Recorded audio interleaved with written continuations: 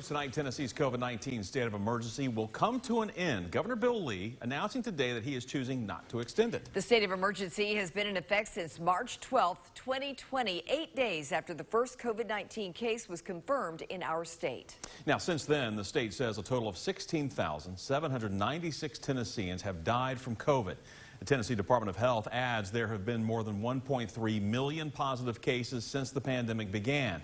Less than half of all Tennesseans right now fully vaccinated. And even though the state of emergency is coming to an end, COVID is still in our communities. The Knox County Health Department says the county's positivity rate, the percent of people who get tested for the virus and actually get a positive test back, are above 5%.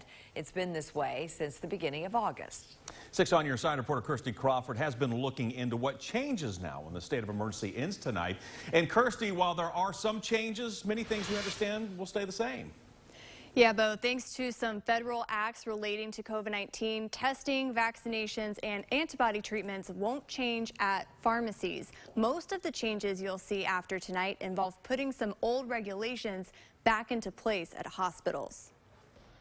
Nearly 20 months ago, Governor Bill Lee issued his first executive order battling the COVID-19 pandemic in the state. Now, numerous orders later, the last act in the state of emergency is expiring. Our state of emergency allowed us to give flexibility that allowed our hospitals, our healthcare companies, for example, to provide services in the middle of that crisis. The order extended and changed over the course of the pandemic, suspending certain regulations to make access easier to health care. For example, pharmacies were able to relieve some of the pressure from primary care physicians. Maintenance medications could be reordered or refilled for a 90-day supply if it was a maintenance medication, like a blood pressure medication, and they weren't able to get in to see their doctor, or there were COVID restrictions and they could not get their refill or new prescription. The latest order lifting doesn't impact pharmacies. Morgan Honeycutt with Max Pharmacies says their orders expired months ago.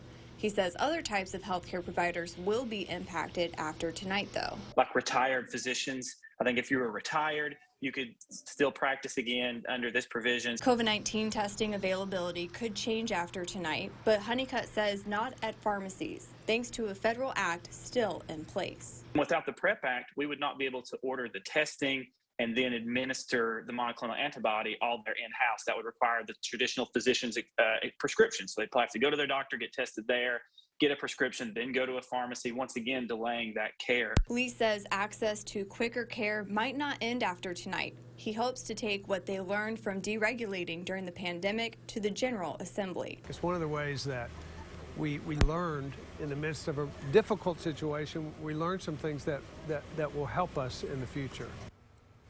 The National Guard helping out understaffed and overwhelmed hospitals was also part of the order that expires tonight. However, we've talked with National Guard officials. They've created a plan to continue assisting healthcare facilities.